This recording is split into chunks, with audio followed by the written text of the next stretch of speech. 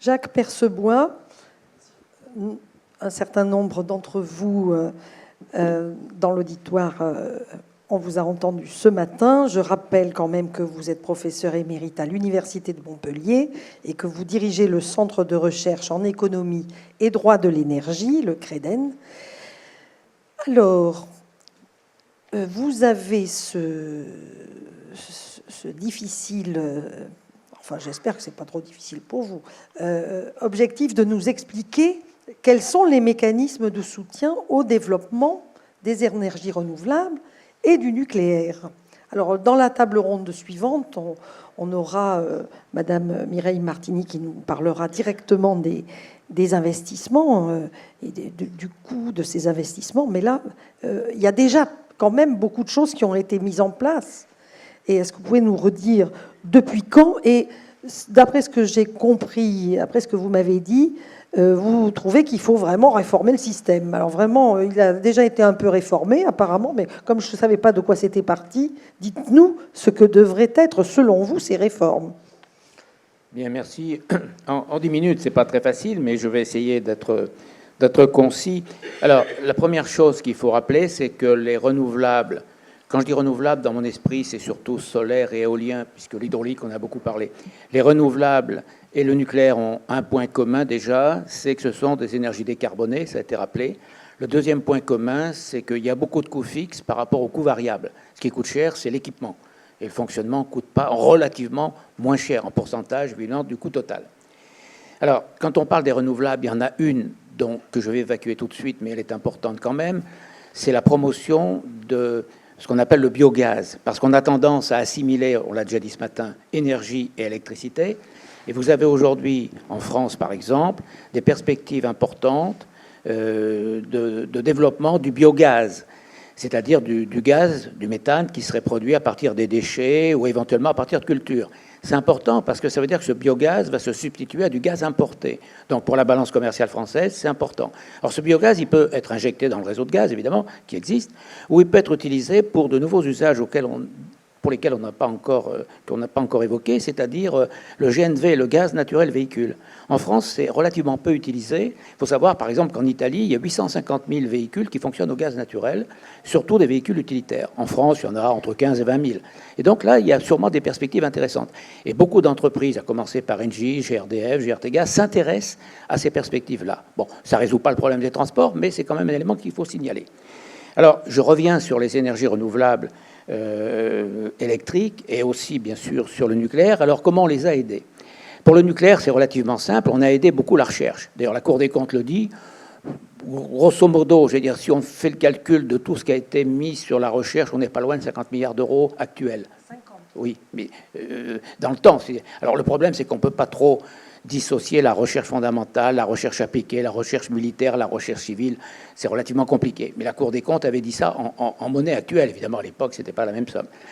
Mais le programme nucléaire français, ça c'est très important de le rappeler, a été financé par le consommateur. C'est à travers votre facture d'électricité qu'au moment où on a accéléré le programme électronucléaire, c'est-à-dire le plan Mesmer 74, eh bien c'est le consommateur qui a payé. Les prix de l'électricité ont monté à cette époque-là. Ensuite, ils ont pu baisser parce qu'on n'investissait plus. C'est la raison pour laquelle EDF régulièrement baissait les tarifs. Bon. Et puis quand on réinvestit, il faut augmenter le prix de l'électricité. Le nucléaire a donc permis à la France d'avoir ensuite un prix de l'électricité relativement bas et en tout cas nettement inférieur à la moyenne européenne. Alors, toutes les énergies ont été aidées dans leur histoire. Le charbon, je l'ai rappelé ce matin, a été aidé très fortement. C'est sûrement l'énergie qui a été le plus aidée. Il faut savoir que le pétrole est souvent aidé. Dans beaucoup de pays dans le monde, eh bien, les produits pétroliers sont aidés. L'essence n'est même pas vendue à son coût. Bon, en France, vous payez des taxes sur l'essence. Donc, l'essence, le pétrole est importé, vous payez des taxes. Donc, dans le prix de l'essence, une grande partie, c'est des taxes. Mais, donc, il y a eu des aides à la recherche. Quand on a voulu développer, donc pour le nucléaire, c'est avant tout des aides à la recherche. Quand on a voulu développer les renouvelables, on s'est posé la question, comment on fait? Je l'ai rappelé rapidement ce matin, si on fait des aides à la recherche, ça va aller trop lentement.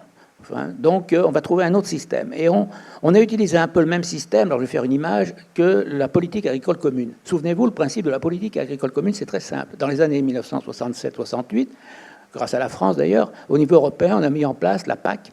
Ça consiste, pour faire des choses simples, à dire qu'on garantit aux agriculteurs européens des prix relativement rémunérateurs par rapport aux prix internationaux qui sont volatiles et beaucoup plus bas. Et on leur dit la chose suivante, on met aux frontières de l'Europe un système d'écluse. C'est-à-dire qu'à chaque fois qu'un produit agricole rentre dans l'Europe, il est taxé pour monter au niveau du prix garanti. À chaque fois que vous allez exporter un produit agricole sur le marché international, pas en Europe, sur le marché international, on va vous subventionner. Alors au départ, ça marchait très bien parce qu'on importait plus de produits agricoles qu'on en exportait. Donc il y avait plus de taxes qui montaient que de subventions à l'exportation. Puis très rapidement, les agriculteurs ne se préoccupant pas, c'est logique, de l'écoulement de leurs produits, puisqu'on leur disait on vous garantit le prix. Et rassurez-vous, si vous n'arrivez pas à écouler votre produit en Europe, vous l'écoulerez à l'international.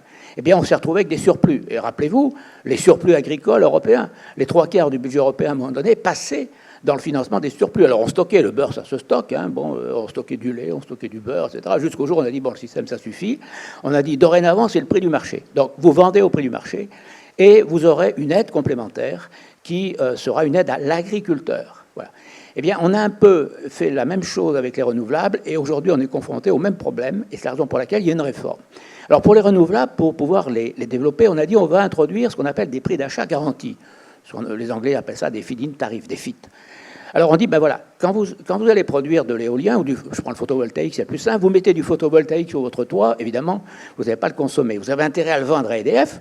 Alors mettons que le prix du marché aujourd'hui, j'ai regardé, je vous l'ai dit tout à l'heure, il est à 50, 60 euros le mégawattheure. Eh bien, on va vous dire, on vous l'achète 100 euros. Voilà.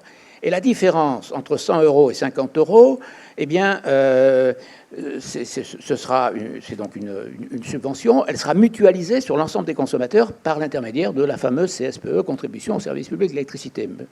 Ça a été rappelé il y a quelques minutes. Aujourd'hui, c'est à peu près entre 5 et 6 milliards d'euros par an. Bon, il faut savoir qu'en Allemagne, c'est 23 milliards d'euros. Hein, ce qui explique d'ailleurs que l'Allemand moyen, dans le secteur domestique, il paye l'électricité 2 fois plus cher qu'en France. Ce qui ne veut pas dire d'ailleurs que la facture de l'Allemand soit 2 fois plus chère qu'en France, parce qu'il consomme moins d'électricité, il y a moins de chauffage électrique, les maisons sont mieux isolées. Donc la facture n'est pas 2 fois plus élevée, mais le prix du kilowattheure est 2 fois plus élevé en Allemagne. Donc ce système, si vous voulez, a abouti en quelque sorte eh bien, à ne pas se préoccuper de l'écoulement du produit. Alors comme l'électricité renouvelable est prioritaire sur le marché de gros, qu'est-ce qui se passe? Dans un contexte où la demande d'électricité est stable, on pensait qu'elle monterait. La demande, elle est stable, elle n'augmente pas depuis quelques années. Je prends le cas de la France.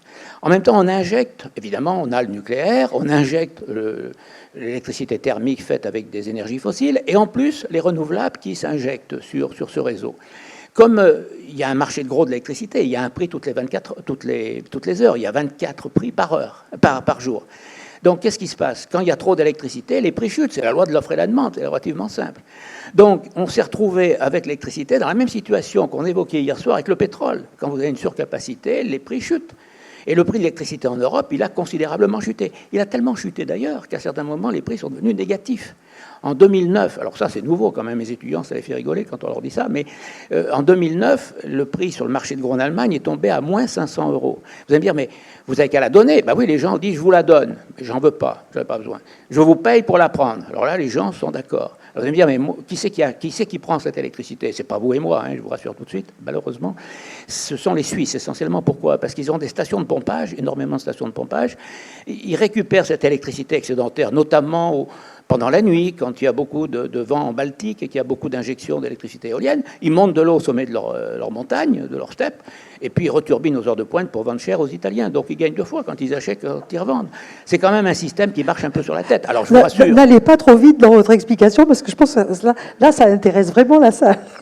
Mais, non, votre histoire de Suisse. Vous ne pouvez pas y aller sur le marché de gros directement. Hein. Et puis de toute façon, il y a eu des prix négatifs, il n'y en a pas tous les jours. Mais il n'y a pas très longtemps, il y en a eu en France. Hein. Alors, nous sommes depuis 15 jours, je vous l'ai dit ce matin, dans une situation particulière, parce que comme il y a beaucoup de réacteurs à l'arrêt pour les raisons que j'ai évoquées, je n'y reviens pas, eh bien, il y a eu en effet l'inverse, c'est-à-dire que les prix se sont envolés en France. Alors, j'ai regardé aujourd'hui, je vous dis, c'est entre 50, je crois, à 19h, je l'ai dit ce matin, je crois que c'est 60 euros le mégawattheure. 60 euros le mégawattheure, pour donner une idée, c'est 6 centimes d'euros le kilowattheure. Je vous l'ai dit ce matin, le prix de l'électricité pour un consommateur domestique, c'est 16 centimes, à peu près 16-17 centimes. Un tiers, c'est le prix du kilowattheure. Vous voyez, 6 centimes, c'est grosso modo ça. Ensuite, vous avez 30% des réseaux, et puis le reste, c'est des taxes, notamment la CSPE. Hein. Mais il n'y a pas que la CSPE dans les taxes. Donc, on s'est retrouvé avec un système où finalement, les prix ont chuté parce qu'on est en surcapacité. Alors l'inconvénient de la surcapacité et des prix bas, c'est que ça ne permet pas de financer de nouveaux investissements. Vous me direz, c'est pas un problème, puisqu'on est en surcapacité, on n'a pas envie d'en faire. Mais ça n'envoie pas un bon signal, parce que le jour où il faudra réinvestir, à ce prix-là, il n'y a aucun investissement qui passe.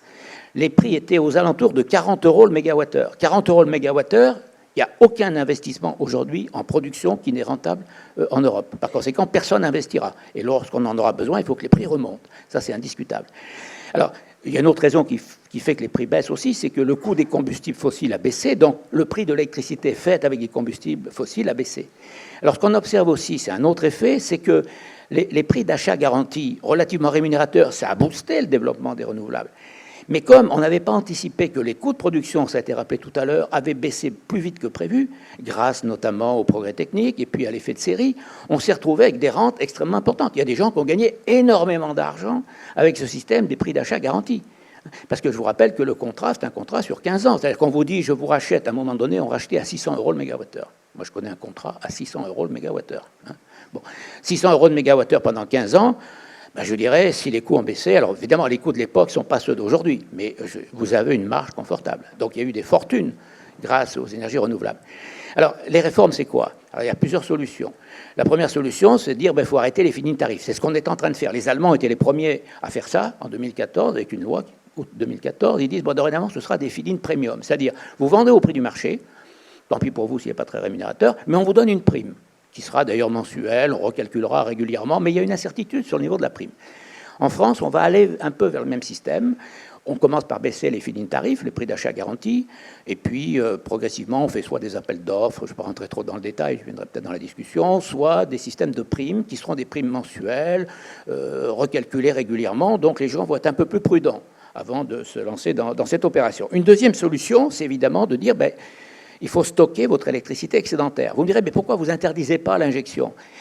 Parce que la loi dit que vous êtes prioritaire, donc vous êtes rémunéré quand vous injectez. En Allemagne, le réseau de transport a dit arrêtez d'injecter. Mais les gens continuent à injecter, ils sont payés quand ils injectent. Alors le tribunal a dit, mais ils ont raison, ils ont un contrat. Donc ils n'ont aucune raison d'arrêter d'injecter, puisqu'ils sont payés quand ils injectent. Ils se fichent complètement du prix du marché. Donc la deuxième solution, c'est évidemment de stocker. Il y a de gros progrès sur les batteries, donc on peut espérer en effet que ça deviendra intéressant progressivement de stocker. La troisième solution, c'est d'aller vers une forme de stockage dont on n'a pas beaucoup parlé, qui est la méthanation. Attention à ne pas confondre avec la méthanisation. La méthanation, pour faire simple, ça consiste à faire l'électrolyse de l'eau, donc vous obtenez de l'hydrogène. Si vous couplez avec du CO2 que vous avez à côté, eh bien vous pouvez faire du CH4, donc du méthane. Bon, c'est la réaction de Sabatier. On y reviendra certainement. On y reviendra. Là, ça va vite. Mais les rendements ne sont pas très bons. Aujourd'hui, ce n'est pas économique, bien évidemment. Et puis, il y a une dernière solution qui va se développer, qui peut être intéressante, surtout si les coûts continuent à baisser, c'est l'autoconsommation. Et en juillet 2016, il est sorti un texte en France qui va inciter à l'autoconsommation. Vous mettez du photovoltaïque sur votre toit, eh bien, on peut vous inciter, vous pouvez avoir intérêt à l'autoconsommer. Alors, ça pose d'autres problèmes, parce que vous restez quand même connecté au réseau. Avec les renouvelables aujourd'hui, du fait de l'intermittence, vous ne pouvez pas espérer être autonome complètement en électricité. Il vous faut rester connecté au réseau. Seulement, si vous regardez bien, vous ne payez le réseau que quand vous soutirez de l'électricité. Or, si je consomme mon électricité qui est sur mon toit la moitié du temps, je ne paierai le réseau que l'autre moitié du temps. Donc, c'est les petits copains d'à côté qui vont payer à ma place. Parce que le réseau, il sera toujours là et je compterai toujours dessus. Donc, il faut réformer la tarification sur le réseau. Ça, c'est aussi une question relativement importante. Donc, vous avez aujourd'hui un certain nombre de débats, d'autant que... On parlait tout à l'heure des réseaux. Je crois que c'est important de bien voir qu'on peut développer des petits réseaux qui vont être, je dirais, associés à des réseaux plus importants. Mais ces petits réseaux vont poser aussi des difficultés techniques. Concrètement, l'essentiel de l'électricité renouvelable est injecté sur le réseau de distribution. Et donc, si on veut la transporter, il faut ensuite la monter sur le réseau de transport. C'est assez compliqué. Donc, je dirais, aujourd'hui, on voit apparaître des réformes. L'objectif, c'est de dire d'accord pour développer les renouvelables en liaison avec le nucléaire, comme complément ou en partie comme substitut. Il faut dire que jusqu'à maintenant, les renouvelables ont plutôt remplacé des énergies thermiques. Elles ont remplacé du gaz, hein, j'ai dit ce matin. Les renouvelables ont mis à l'arrêt certaines centrales à gaz, puisque c'était les plus coûteuses par rapport aux centrales au charbon, et a fortiori par rapport aux centrales nucléaires. Mais l'idée, c'est on peut développer les renouvelables, éventuellement, si on choisit de maintenir le nucléaire, il y a de la place pour les renouvelables, surtout si la demande d'électricité repart, mais il faut réformer en quelque sorte le mécanisme d'aide et réformer la tarification sur les réseaux. C'est une question qui va se poser. Ce qui veut dire qu'il faut bien prendre conscience que quand on subventionne, il y a nécessairement quelqu'un qui paye. Là, en l'occurrence, c'est le consommateur. Mais on peut le dire de toutes les énergies, d'une façon ou d'une autre, les aides fiscales au pétrole, les aides directes au charbon, les aides à la recherche au nucléaire, les aides directes aux renouvelables, tout ça, c'est des formes d'aide. Bon, au fond, c'est un choix politique, c'est logique, si on veut avoir une indépendance énergétique et un mix énergétique relativement diversifié, de payer pour, je dirais, les objectifs que l'on recherche. Merci Jacques Percebois.